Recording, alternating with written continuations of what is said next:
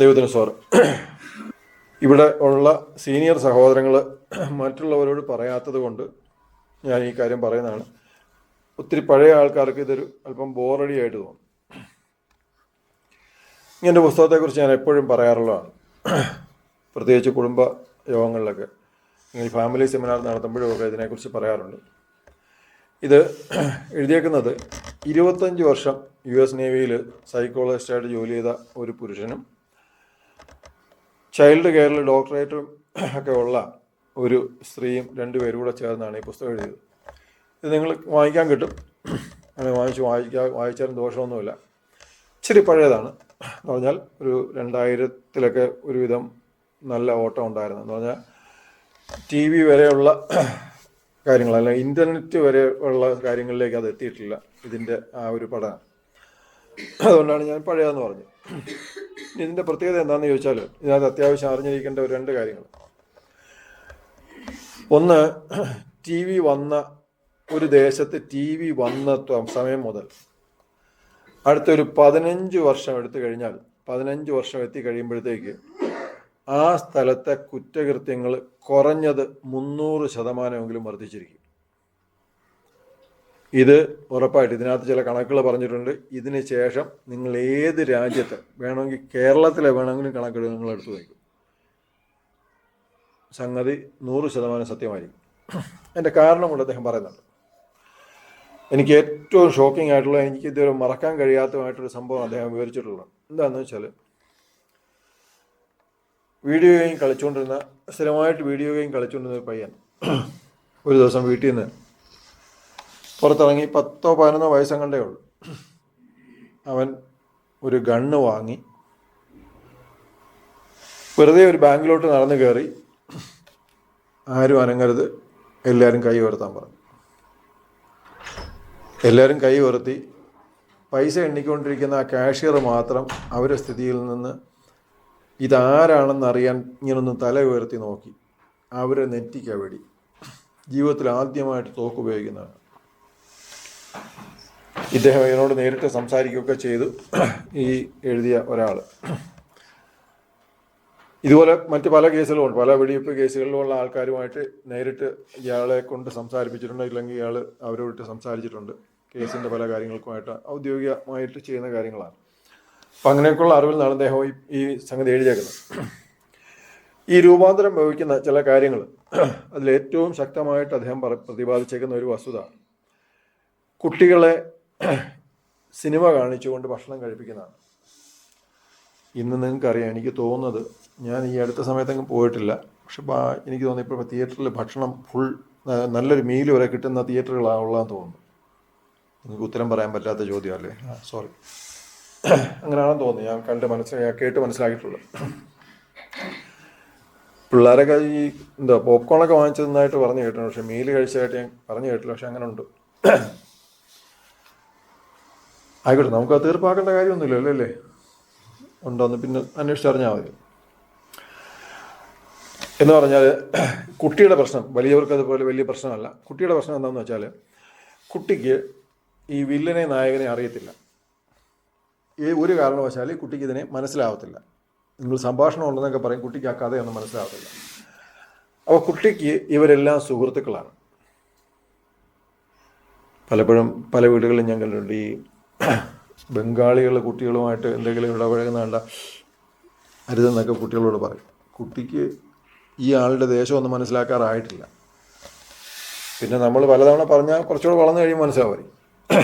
അപ്പോൾ അതുപോലെ ഈ കഥയൊന്നും മനസ്സിലാക്കാൻ പറ്റുന്ന പ്രായമാവുന്നല്ല. അപ്പോൾ കുറച്ച് സമയം ഇത് കാണുമ്പോൾ കുട്ടിക്ക് ഇതുമായിട്ട്, ഈ ആളുമായിട്ട് ഒരു സൗഹൃദം, അല്ലെങ്കിൽ ഇദ്ദേഹം ഈ കുട്ടി ബഹുമാനിക്കുന്ന സ്നേഹിക്കുന്ന ഒരാളായിട്ട് ഇതങ്ങ് മാറും.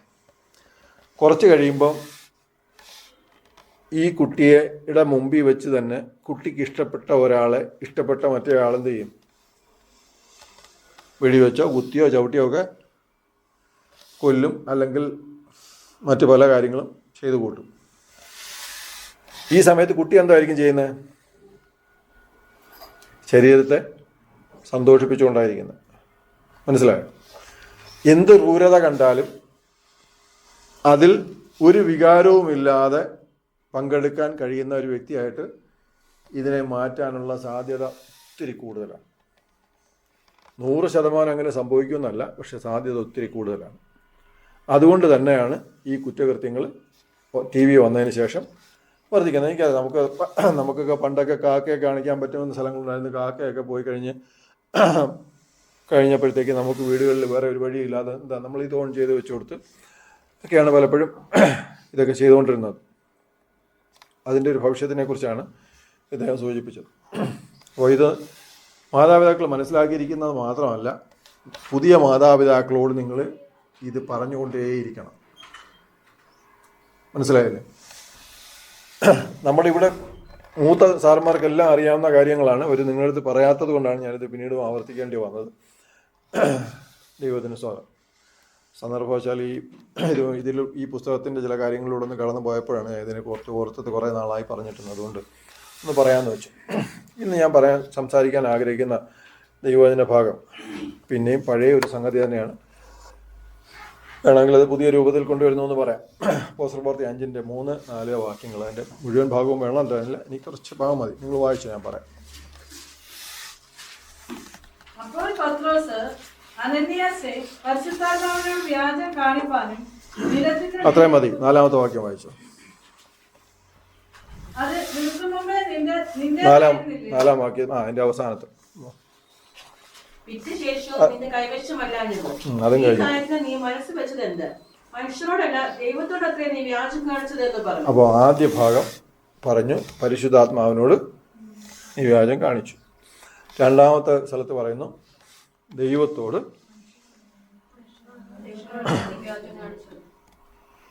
ഇവന്റെ സ്ഥിതിയിൽ ഇവന്റെ സംഗതികളൊക്കെ ദൈവത്തോട് വല്ലതും ചെയ്തോ? ഒരു സ്തോത്ര കാഴ്ച പോലും അല്ല, പിരിവുമല്ല. ഇവൻ സ്വന്തമായിട്ട് അങ്ങോട്ടൊരു സംഗതി അങ്ങോട്ട് ഓഫർ ചെയ്തുകൊണ്ട് കൊടുത്താൽ. അപ്പം ദൈവമായിട്ടുള്ള ഇടപാട് വല്ലതും ഉണ്ടോ നമ്മുടെ മനസ്സിൽ? ഒന്നുമില്ല. പരിശുദ്ധാത്മാവിനോട് വ്യാജം കാണിച്ചതെന്ന് പറയും. ഇനി നിങ്ങൾക്ക് എല്ലാവർക്കും അറിയാവുന്നൊരു വാക്യമാണ്. വാക്യം വായിക്കണമെന്നൊന്നുമില്ല. 2-3 പേർ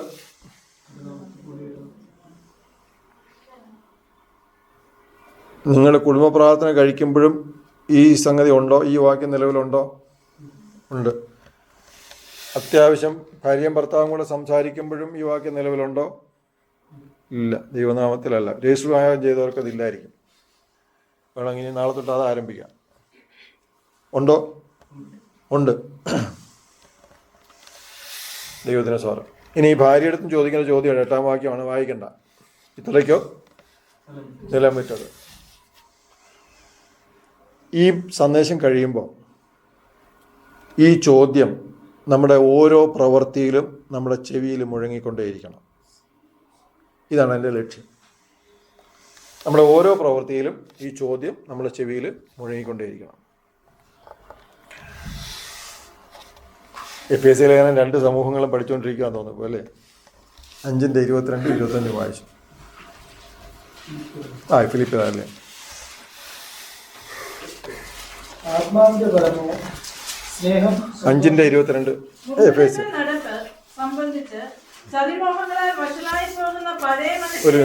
ഒരു മിനിറ്റ്. ഇതിലേത് വേദവസാ കറക്റ്റ്?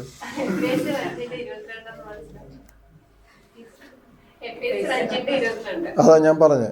അതിലിപ്പോൾ ഏതാ കറക്റ്റ്? 3 വാക്യം വായിച്ചു. അതാ കറക്റ്റായിട്ടുള്ള വായിരും.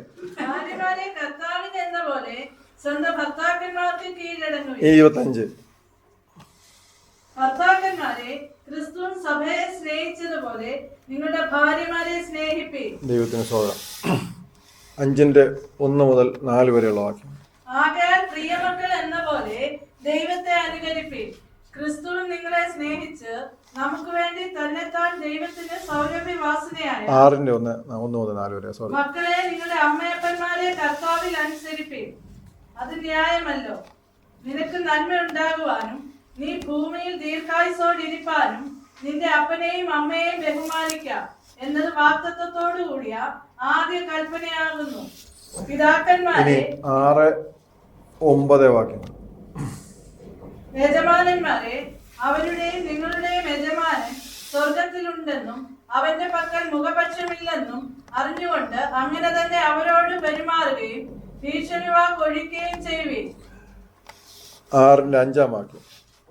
ദാസന്മാരെ, ജഡപ്രകാരം യജമാനന്മാരായവരെ ക്രിസ്തുവിനെ പോലെ തന്നെ ഹൃദയത്തിന്റെ ഏകാഗ്രതയിൽ ഭയത്തോടും വിലയലോടും കൂടെ അനുസരിപ്പീൻ. മതി.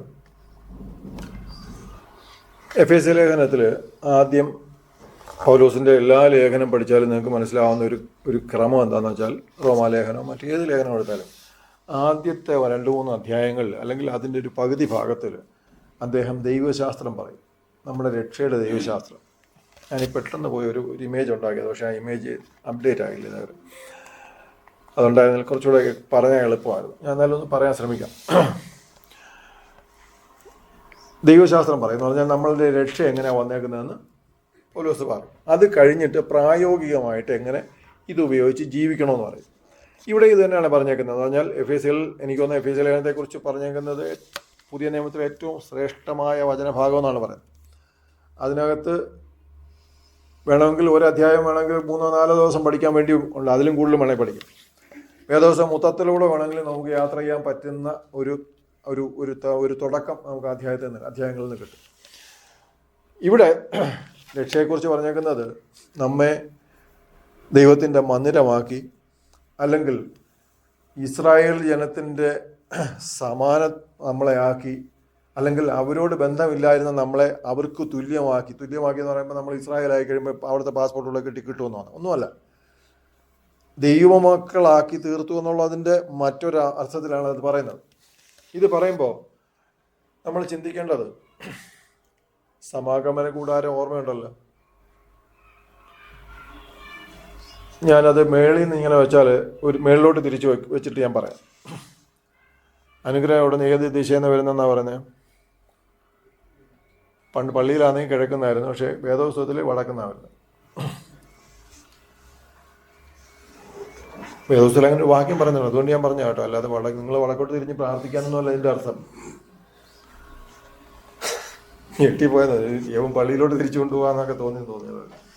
ഓക്കെ, ഏറ്റവും മേളിൽ അതിവിശുദ്ധ സ്ഥലം, അതിന് തൊട്ട് താഴെ വിശുദ്ധ സ്ഥലം, അത് കഴിഞ്ഞ് തുറസായ ഒരു ചുറ്റുമതിൽ കെട്ടിയേക്കുന്ന പ്രാകാരം, അവിടെ യാഗപീഠവും കുളവും, അല്ല കടൽ, ഒരു പാത്രത്തിൽ വെള്ളം വെച്ചേക്കുന്നതിനെ കടലിന് പരിഭാഷപ്പെടുത്തിയേക്കാം. യാഗം കഴിച്ചിട്ട് കൈ കഴുകാൻ വേണ്ടി. ഈ സ്ഥലത്തെ മനസ്സിൽ ഒന്ന് പരിഗണിച്ചോണം. നമ്മെ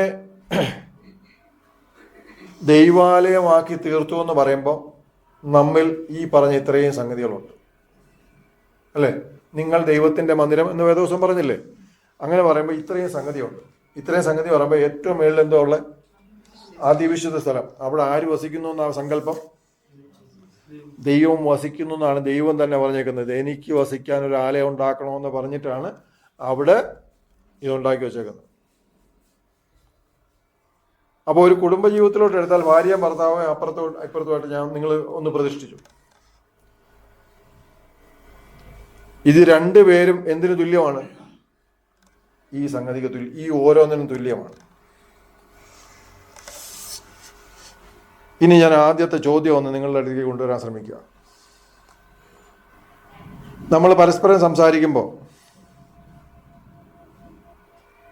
ഉള്ളതാണോ സംസാരിക്കാറുള്ളത്, അതോ നമ്മുടെ ആഗ്രഹമാണോ സംസാരിക്കാറുള്ളത്?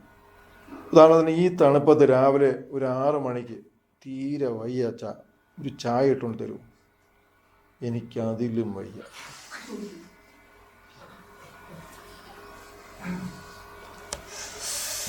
സ്ഥലമേതാ? കൈയിരിക്കുന്ന സ്ഥലമേതാ? പരിശുദ്ധാത്മാവ് വസിക്കുന്ന അതിവിശുദ്ധ സ്ഥലം കൈയിരിക്കുക. ചിലപ്പോൾ ഇത് രണ്ട് ശരിയായിരിക്കും കേട്ടോ.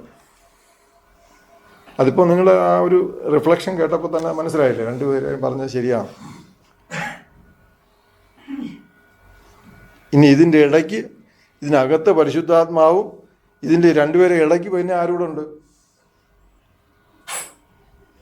കർത്താവിൻ്റെ നാമത്തിൽ മറ്റേ പായും തലേണയൊക്കെ വെച്ച് ഇരുന്ന് വേദോത്സവം എടുത്ത് മുമ്പിൽ വെച്ചാലേ കർത്താവിൻ്റെ സാന്നിധ്യം വരത്തുള്ളൂ എന്ന് വിശ്വസിക്കുന്നുണ്ടോ? ഇല്ല. അപ്പോൾ സൈഡിൽ കർത്താവുണ്ട്, ഈ രണ്ടുപേരെയും അസിസ്റ്റ് ചെയ്യുന്ന അല്ലെങ്കിൽ ഇവരെ കാര്യം റിപ്പോർട്ട് ചെയ്യാനുള്ള ദൂതന്മാർ അപ്പുറത്തും ഇപ്പുറത്തും നിൽപ്പുണ്ട്. അകത്ത് പരിശുദ്ധാത്മാവ് 2 സ്ഥലത്തുമായിട്ട് പാർക്ക് ചെയ്തിട്ടുണ്ട്. ഇവിടെ നിന്ന് വരുന്ന ഓരോ വാചകങ്ങൾ കേട്ടോ. ഇത് ഒരു സ്ഥലത്തല്ല, ജീവിതത്തിൻ്റെ എല്ലാ മേഖലയിലും. ഞാൻ ഓരോന്നായിട്ട് കടന്നു പോകേണ്ട കാര്യമൊന്നുമില്ല, നിങ്ങൾക്കറിയാം. നിങ്ങൾ എന്തിനൊക്കെ തലവേദന എന്ന് പറഞ്ഞിട്ടുണ്ടോ, എന്തിനൊക്കെ വയ്യാന്ന് പറഞ്ഞിട്ടുണ്ടോ, എന്തിനൊക്കെ കൂടുതൽ വേണമെന്ന് പറഞ്ഞിട്ടുണ്ടോ, ഇവിടെയൊക്കെ നിങ്ങളുടെ അകവും പുറവും അറിയുന്ന ദൈവത്തിൻ്റെ അത്യന്ത ശക്തികൾ നമുക്ക് ചുറ്റും വസിച്ചുകൊണ്ടിരിക്കുകയാണെന്നുള്ളൊരു ബോധ്യം നമുക്കുണ്ടായിരിക്കണം. ഇത്രയും മാത്രം ഉള്ളിലോട്ട് വന്നാൽ നമ്മൾ ഇന്ന് മാറും. ഈ സംഗതി അകത്തോട്ട് വന്നാൽ മതി. ക്ഷമയുണ്ടോയെന്ന് ചോദിച്ചാൽ അതിൻ്റെ പര്യായമായിട്ട് നമ്മൾ മാറും. ഇനി മറ്റേയാൾ നിങ്ങളെ ചൂഷണം ചെയ്യുമെന്ന് നിങ്ങൾക്ക് തോന്നുന്നുണ്ടോ? നിങ്ങൾ ഇത് മാറ്റം വരുത്തിയാൽ, സാധാരണ പലർക്കും അങ്ങനെ തോന്നാറുണ്ട്, അപ്പം അങ്ങനെ പറഞ്ഞിട്ടുമുണ്ട്. എന്നാൽ ഒരു സൈഡിൽ ഒന്ന് എന്തായാലും പ്രതീകാത്മകമായിട്ട് ക്രിസ്തു ആണല്ലോ. സഭ ക്രിസ്തുവിനെ ചൂഷണം ചെയ്യുന്നു എന്ന് തോന്നിയാൽ ക്രിസ്തു എന്താ ചെയ്യാൻ പോകുന്നത്? കൂടിപ്പോയ ഒരു ദൈവാലോചന ഇങ്ങോട്ട് പറയും. വേറെ വല്ലതും ചെയ്തിട്ടുണ്ടോ? ഉണ്ടോ? ഇല്ല. ദൈവത്തെ ചൂഷണം ചെയ്ത് ലോകത്തോട് ഇഴകലർന്ന സഭയോട് എന്തോ പറഞ്ഞേ? നിന്നെ ഒരു ഗുണവുമില്ലെന്നാ പറഞ്ഞേ. അത് കഴിഞ്ഞ് ഇതിൽ സകലത്തിലും എന്താ ഈ കൊഴുപ്പ് കൂടി തിമിർത്ത് നടക്കുന്ന സഭയോട് പറഞ്ഞെന്താ? അവസാനം പറഞ്ഞ് നീ സൂക്ഷിച്ചോ, ഇല്ലെങ്കിൽ നിന്നെ എൻ്റെ വായിൽ നിന്ന് ഇത്രേ പറഞ്ഞുള്ളൂ. വല്ലതും അതിലപ്പുറം വല്ലതും ചെയ്തോ?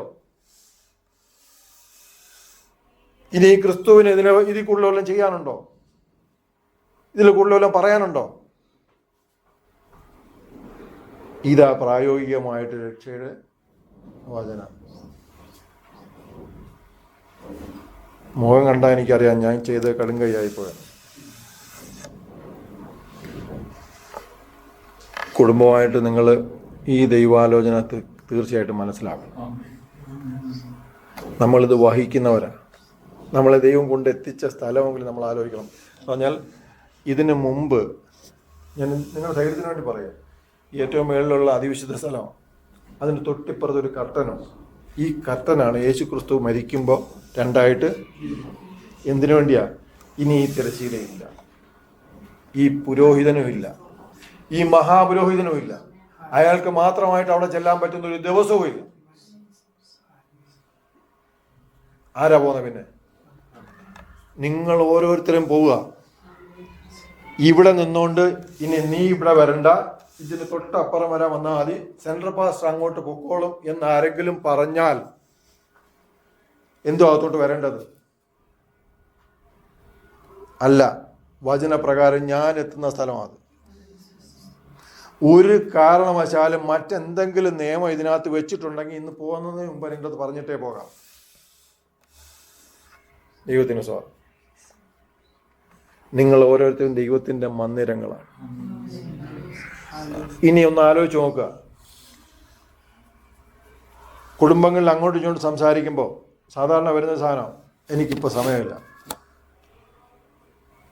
അന്നേരം വീണ്ടും ഞാൻ ചോദിക്കാം, ഇത്രയ്ക്കാണോ നിലം വിറ്റത് എന്ന് പറഞ്ഞാൽ ഇത്രയും ഈ പറയുന്ന ഈ പറഞ്ഞ സ്റ്റേറ്റ്മെന്റ്, ആ ഒരു വാർത്ത അല്ലെങ്കിൽ ആ ഒരു വാചകം സത്യസന്ധമാണോ? ഹൃദയപ്രകാരം നോക്കിയാൽ സത്യസന്ധമാണോ? സമയമില്ലാത്തതാണോ?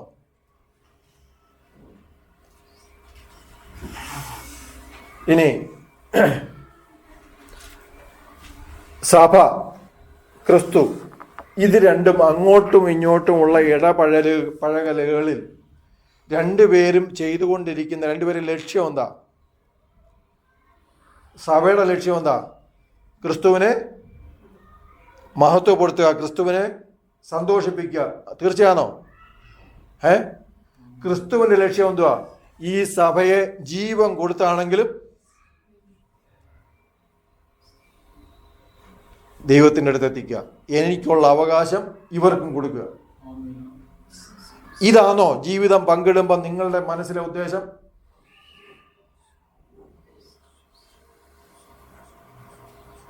അതോ എൻ്റെ മാത്രം സ്വാർത്ഥതകൾ, എൻ്റെ മാത്രം സന്തോഷങ്ങൾ? ഇത് ക്രിസ്തു ഒരിക്കലെങ്കിലും ചിന്തിച്ചിരുന്നെങ്കിൽ നമ്മൾ ഇന്ന് ഇവിടെ നിൽക്കാനും അവകാശമുള്ളവരാകത്തില്ലായിരുന്നു. എന്നുകൊണ്ടാ തുടങ്ങിയെന്ന് ഓർത്തോണം. മനുഷ്യനെ സൃഷ്ടിക്കുന്നതിന് മുൻപ് സ്വർഗത്തിലെ സംസാരം ആദ്യത്തെ ഘട്ടത്തിൽ തന്നെ ഒരു സംഗതി പൊളിക്കും. പൊളിച്ചാൽ ഞാൻ ജീവൻ കൊടുക്കും.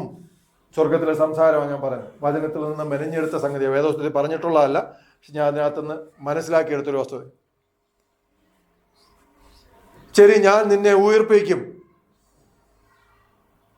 നീ എൻ്റെ അടുത്ത് നിന്നെൻ്റെ പരിശുദ്ധാത്മാവിനെ നമ്മൾ അവർക്കായിട്ട് കൊടുക്കും.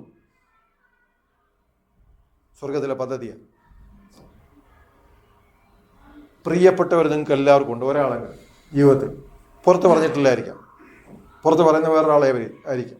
ഇന്നോട്ടെങ്കിലും സത്യസന്ധമായിട്ട് സംസാരിക്കണം. കാര്യം ഏറ്റവും മേളിൽ ആര് വസിക്കുക?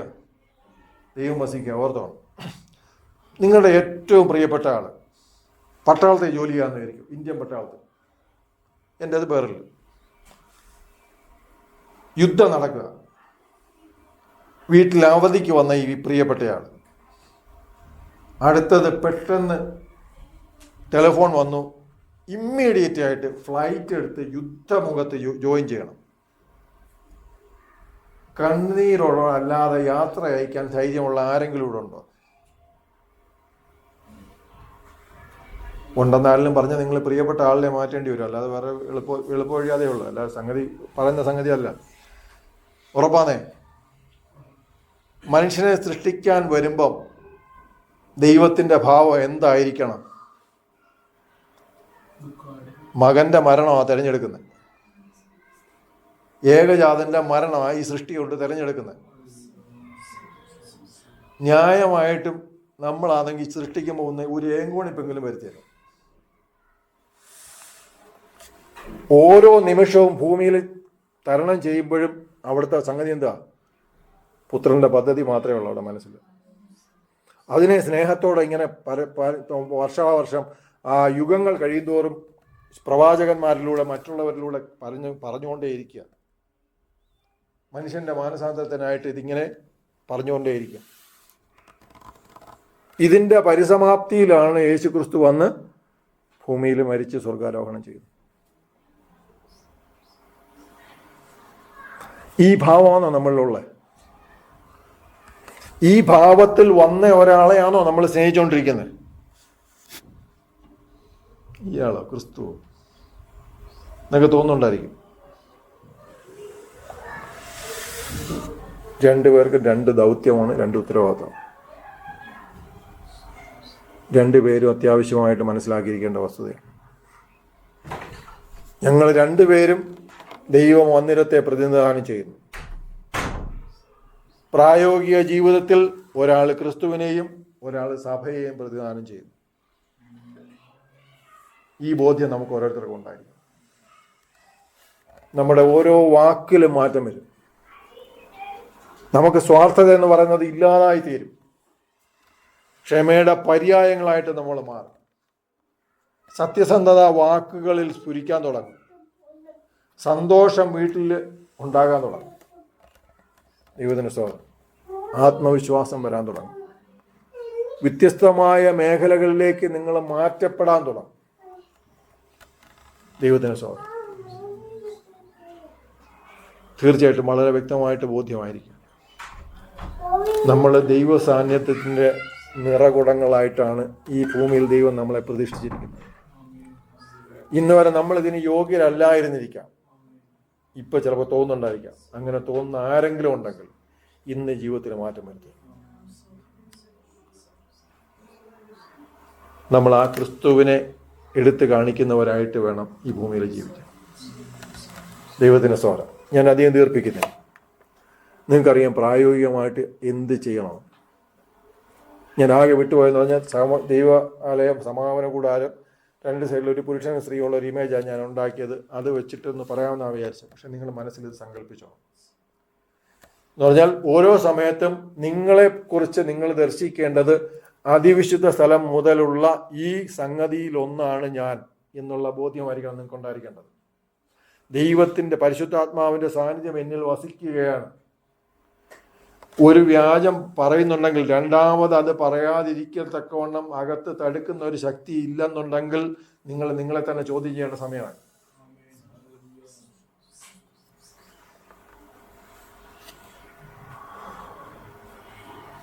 ഒരു സ്വാർത്ഥതയുടെ പ്രവൃത്തി നമ്മൾ ചെയ്യുമ്പോൾ കുറ്റബോധം തോന്നുന്നില്ല എങ്കിൽ നമ്മൾ നമ്മുടെ പ്രവൃത്തികളെയും നമ്മുടെ വിശ്വാസത്തെയും ചോദ്യം ചെയ്യേണ്ട സമയമായി. നമ്മുടെ പങ്കാളിയുടെ ശാരീരികവും മാനസികവുമായ അവസ്ഥകളെ മനസ്സിലാക്കി പ്രവർത്തിക്കാൻ നമുക്ക് ഓരോ നിമിഷവും കഴിയുന്നില്ല എന്നുണ്ടെങ്കിൽ നമ്മൾ ഈ പറഞ്ഞ ആത്മാവിനെ അല്ല പ്രതിനിധാനം ചെയ്യുന്നുവെന്ന് തിരിച്ചറിഞ്ഞോളാം.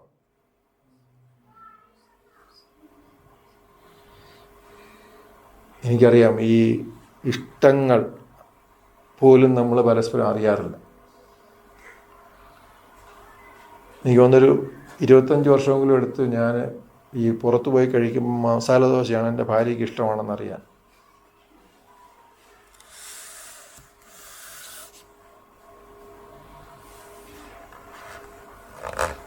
കടയിലോട്ട് വല്ലപ്പോഴും ഒന്ന് കടയിൽ പോയി കഴിക്കണമെന്ന് തോന്നുമ്പോൾ ഏറ്റവും കൂടുതൽ ഉണ്ടാകുന്ന വഴക്കത്തില്ലേ, എവിടെ പോകണം, അത് കഴിഞ്ഞാൽ എന്ത് വാങ്ങിക്കണം, അല്ലേ? ഒരു ഐറ്റം 2 ഐറ്റം ഉള്ള കടയിൽ പോയാൽ വളരെ എളുപ്പമായിരിക്കും. പക്ഷെ അല്ലെങ്കിൽ ആകെപ്പാടെ ഇത് പിന്നെയും അങ്ങോട്ടും ഇങ്ങോട്ടും വഴക്കൂടെ ഉള്ള വഴി.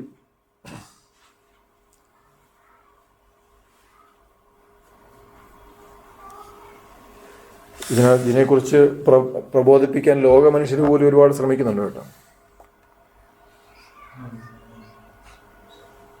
സൂചനയായിട്ട് വേണേൽ പറഞ്ഞു പോകാം. ശാരീരിക സന്തോഷത്തിൽ പങ്കാളിയുടെ താല്പര്യം, പങ്കാളിയുടെ മാനസികമായ ആരോഗ്യമുള്ള അവസ്ഥയും സന്തോഷവും ഒക്കെ തിരിച്ചറിയാറുണ്ടോ? അതോ ഇത് കുടുംബത്തിനകത്തിന് ലജ്ജാകരമായ വസ്തുതയാണെന്ന് ചിന്തിക്കുന്നുണ്ടോ? വിവാഹം കഴിച്ചവരോട് കഴിക്കാനുള്ളവരോടും എല്ലാം ചേർത്ത് പറയാം. ശാരീരിക സന്തോഷം എന്ന് പറഞ്ഞാൽ ഒരു കുടുംബത്തിൽ പാപത്തിൻ്റെ അവസ്ഥയല്ല, ലജ്ജിക്കേണ്ട അവസ്ഥയല്ല. വേദപുസ്തകത്തെ തുടങ്ങുമ്പോൾ പറഞ്ഞത് ആദാമും ഹവ്വയും നഗ്നരായിരുന്നു, അവർക്ക് ലജ്ജ തോന്നിയില്ലാതാനും. അത് 2 അർത്ഥമുണ്ട്. ശാരീരികമായിട്ടുള്ള അവസ്ഥയുണ്ട്, മറ്റത് അവരുടെ മൊത്തത്തിലുള്ള ആ സ്വഭാവത്തിൻ്റെ സവിശേഷത എന്ന് പറഞ്ഞാൽ പരസ്പരം മറയ്ക്കാനൊന്നുമില്ലാത്ത അവസ്ഥ. മറയ്ക്കാനുള്ള എന്ന് തോന്നുന്ന എന്തെങ്കിലും ഉണ്ടെങ്കിൽ ലജ്ജാകരമായിട്ടുള്ള എന്തെങ്കിലും ചെയ്തിട്ടുണ്ടെന്നുള്ള അതിൻ്റെ അർത്ഥം. ദൈവം പറഞ്ഞ കൽപ്പന ലംഘിച്ചപ്പോഴാണ് അവർക്ക് മറയ്ക്കാൻ എന്തെങ്കിലും ഉണ്ടായത്. ആ സമയത്ത് അവരുടെ ശരീരത്തിൽ പ്രത്യേകിച്ച് അവയവങ്ങളൊന്നും പുതിയതായിട്ട് വന്നതല്ല, കിളിച്ചു വന്നതൊന്നുമല്ല. അതുകൊണ്ടുമല്ല മറയ്ക്കണമെന്ന് തോന്നിയത്. പാപം ചെയ്ത് കഴിഞ്ഞപ്പോഴാണ് ശരീരം മറയ്ക്കണമെന്ന് തോന്നിയത്. മനസ്സിലായോ? അതല്ലെങ്കിൽ നമുക്ക് മറയ്ക്കാനൊന്നുമില്ല. തെറ്റായിട്ടുള്ളത് മാത്രമേ നമുക്ക് മറയ്ക്കാനുള്ളൂ. നമുക്ക് നമ്മളെക്കുറിച്ചുള്ള ബോധ്യം എപ്പോഴും ഉണ്ടായിരിക്കണം. എനിക്ക് ദൈവം തന്നിരിക്കുന്ന ശരീരം സൗന്ദര്യമുള്ളതാണ്, എനിക്ക് ദൈവം തന്നിരിക്കുന്ന ശരീരം ഈ കുടുംബത്തിന് ആവശ്യമുള്ളതാണ് എന്നുള്ള ബോധ്യം ഉണ്ടായിരിക്കുമ്പോൾ ശരീരത്തെക്കുറിച്ചുള്ള മോശമായ സങ്കല്പങ്ങൾ നമ്മളിൽ നിന്ന് വിട്ടുപോകും. ലോകം പറയുന്നതല്ല നമ്മളുടെ സൗന്ദര്യം. ലോകമല്ല ഇതിൻ്റെ മാനദണ്ഡം തീരുമാനിക്കുന്നത്. വണ്ണം കൂടിയിരുന്നാലും വണ്ണം കുറഞ്ഞിരുന്നാലും സൗന്ദര്യത്തിൻ്റെ ഒരു പ്രശ്നമല്ല അത്. സൗന്ദര്യം സ്വഭാവം കൂടെ ചേരുന്ന. വിവാഹ സമയത്ത് എല്ലാവർക്കും പറ്റുന്നൊരബദ്ധമാണ്. ഞാൻ ഈ ഫാമിലി സെമിനാറിൽ പറയേണ്ട ഒരു സംഗതിയാണെങ്കിലും ഞാൻ ഇവിടെ അങ്ങ് പറയാം. പെട്ടെന്നത് ഓർമ്മ വന്നോണ്ട്. എന്താണെന്ന് ചോദിച്ചാൽ, നിങ്ങൾക്ക് ഈ ഗൂഗിള് ഫോൺ ഇറക്കിയിട്ടുള്ളത് നിങ്ങൾക്കറിയാം. ഗൂഗിൾ ആദ്യം ഇറക്കിയ രണ്ടാമത് ഇറക്കിയ ഫോണാണ്. ഞാൻ വാങ്ങിച്ചിട്ടുണ്ട്. ആ സമയത്ത് ഇറങ്ങിയ ഏറ്റവും നല്ല ഹാർഡ്വെയർ ഉള്ള ഫോണാണ്. ഐഫോണിൻ്റെ ക്യാമറ പോലും അതിൻ്റെ ക്യാമറയുടെ അടുത്ത് വരുന്നതല്ല. ചരിത്രം നോക്കിയാൽ നിങ്ങൾക്ക് മനസ്സിലാവും. ഇപ്പോഴും ഉണ്ട്, ഗൂഗിൾ ഫോൺ ഇറക്കുന്നുണ്ട്. ആൻഡ്രോയിഡ് ഇറക്കുന്ന, പ്രത്യേകിച്ച് സാംസങ് ഇറക്കുന്ന പല ഫോണിൻ്റെയും ക്യാമറ ഐഫോണിൻ്റെ ക്യാമറയേക്കാൾ നല്ലതാണ്. പക്ഷേ ക്യാമറ കൊണ്ട് ജോലി ചെയ്യുന്ന എല്ലാ ആൾക്കാരും ഏറ്റവും കൂടുതൽ വാങ്ങിക്കുന്ന ഫോൺ ഏതാ? എന്താ കാര്യം? ഇപ്പോഴും അറിഞ്ഞൂടാ. പറയാം. ഈ ഗൂഗിൾ ഫോൺ അവർ പറഞ്ഞു ഫോൺ ഇപ്പോൾ ഇറക്കുന്ന ഏറ്റവും നല്ല ഹാർഡ്വെയറാണ്, പക്ഷേ ഇതിൻ്റെ സോഫ്റ്റ്വെയർ അവർ മെച്ചപ്പെടുത്തുമ്പോൾ നിങ്ങൾക്ക് നന്നായിട്ട് ഉപയോഗിക്കാൻ പറ്റും, ഏറ്റവും നല്ല പെർഫോമൻസ് നിങ്ങൾക്ക് കിട്ടും. അവർ സോഫ്റ്റ്വെയർ ഒരിക്കലും എന്ത് ചെയ്തില്ല, മെച്ചപ്പെടുത്തിയില്ല. ആൻഡ്രോയിഡിൻ്റെ ഇപ്പോഴത്തെയും കുഴപ്പം ഇതാണ്. സോഫ്റ്റ്വെയർ നന്നാവത്തില്ല. ഐഫോണിൻ്റെ ഗുണം എന്താ? ഏറ്റവും കുറഞ്ഞ ഹാർഡ്വെയർ ആണെങ്കിലും സോഫ്റ്റ്വെയർ നന്നായതുകൊണ്ട് ആൾക്കാർക്ക് നന്നായിട്ട് ഉപയോഗിക്കാൻ പറ്റും. അവർക്കത് നല്ല ഇമേജുകളും വീഡിയോകളും ഉണ്ടാക്കാൻ പറ്റും. വിവാഹത്തിലും ഇതാ പറ്റാറുള്ളത്. നമ്മൾ വിവാഹം കഴിക്കുമ്പോൾ എന്ത് മാത്രമേ നോക്കൂ?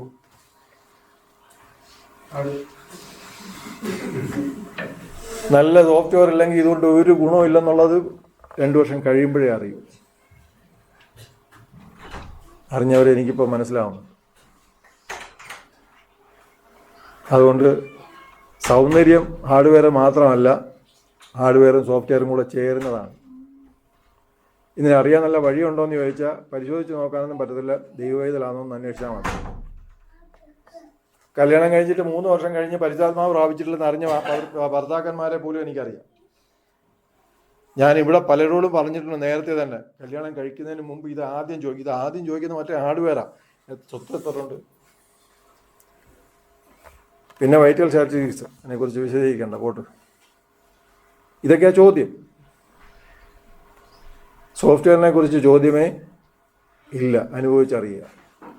പിന്നെ കാത്തിരിക്കുക ഇത് അപ്ഡേറ്റ് വരുമെന്ന്. നിനക്ക് വരാത്ത അപ്ഡേറ്റ് അതിന് അപ്പുറത്ത് വരാൻ പോകുന്നത്. ഇത് ഒരു സൈഡിലെ മാത്രം പ്രശ്നമൊന്നുമല്ല കേട്ടോ, 2 സൈഡിലെ ഇത് തന്നെ. ഒരാളൊരിക്കൽ പറഞ്ഞ നിങ്ങളെങ്ങനെ ഇഷ്ടപ്പെട്ടു? ഞാൻ കാണാൻ വന്നപ്പോൾ ചിരി കണ്ടങ്ങ് ഇഷ്ടപ്പെട്ടു.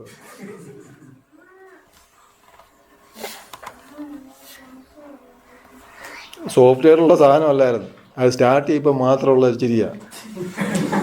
അന്നേ ഉള്ളായിരുന്നു, പിന്നെ ഇന്ന് വരെ ചിരിച്ചിട്ടില്ല.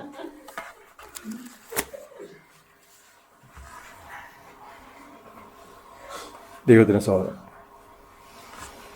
നമുക്ക് നല്ല ഹാർഡ്വെയറാണ് ദൈവം തന്നേക്കുന്നത്. സോഫ്റ്റ്വെയർ മെച്ചപ്പെടുത്തിയാൽ നമ്മൾ ഓരോരുത്തരും ദൈവം ആഗ്രഹിച്ച സൗന്ദര്യത്തിലേക്ക് എത്തിച്ചേരും. ഈ സൗന്ദര്യം നമുക്ക് ലോകം മൊത്തം വെളിച്ചമായിട്ട് ഉപ്പായിട്ട് കാണിച്ചു കൊടുക്കാൻ ദൈവം നമ്മളെ സഹായിക്കട്ടെ എന്ന് പറഞ്ഞുകൊണ്ട് ഞാൻ എൻ്റെ വാക്കുകൾ. Thank you.